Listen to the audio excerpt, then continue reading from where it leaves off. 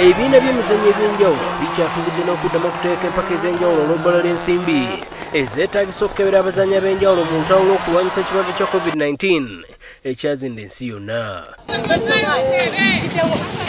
Omuwandiisi wa National Council Sports Dr. Bernard Ogwell ayongedde okutangaaza ku nsonga eno n'agamba nti okuva mu Julayi omwaka oguwedde ebibiina bibadde bifuna ssente okweteekera okuddamu kw'emizannyo wano mu Uganda. Since July up to date, we have supported a number of federations in the main activities.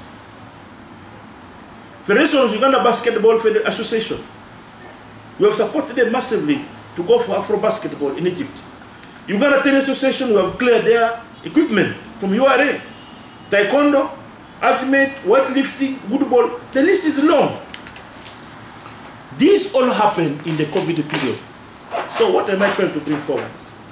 At all times, government will always prioritize on key issues.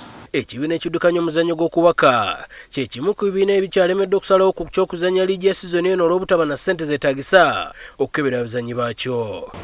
N'olwekyo bwe batwagala emizannyo gibeerewo kubanga emizannyo gibeerewo era kisitudde eggwanga bulungi nnyo, gavumenti egambe nti emizannyo gyonna egiriko from their league up to national tournaments batestingibwe nga bwereere buli beetaagidde okukola ki okutestingibwa bebeere nga amalwaliro. Ogwera agamba nti mu kiseera kino ne National Council Sports erina okusomooza oluvannyuma lw'okuba nti ssente zibadde ziva mu gavumenti zasaliddwako obuwumbi 8 okuva ku buwumbi 26 okudda ku buwumbi 18. Ayongerako nti kati essira lya kubeera ku ttiimu z'eggwanga ez'emizannyo egy'enjawulo ezirina empaka ez'enjawulo omuli n'eza Olympics ez'okusunsulamu ssaako n'emizannyo gy'Olympics gyennyini egitandika mu Julayi omwaka guno mu kibuga Tokyo ekya Japan. So all the resources that is being sent to us will address qualification. And you note there are many teams that in the qualification. Athletics so far has qualified 19 athletes. We have Rowing Federation has qualified 1 athlete. Boxing has qualified 1.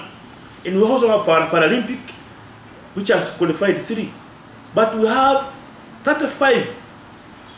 In total, we have earmarked to be in the Olympics. But the remaining half of the qualifiers is in this quarter and next quarter.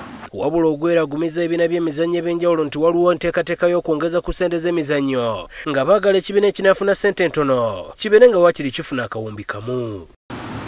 But if I have 17.5 billion, where one federation is taking about 60%,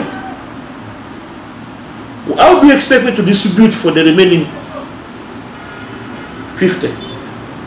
So the challenge is now on prioritization. How we prioritize it, what will give us value for money, what we wanted to know.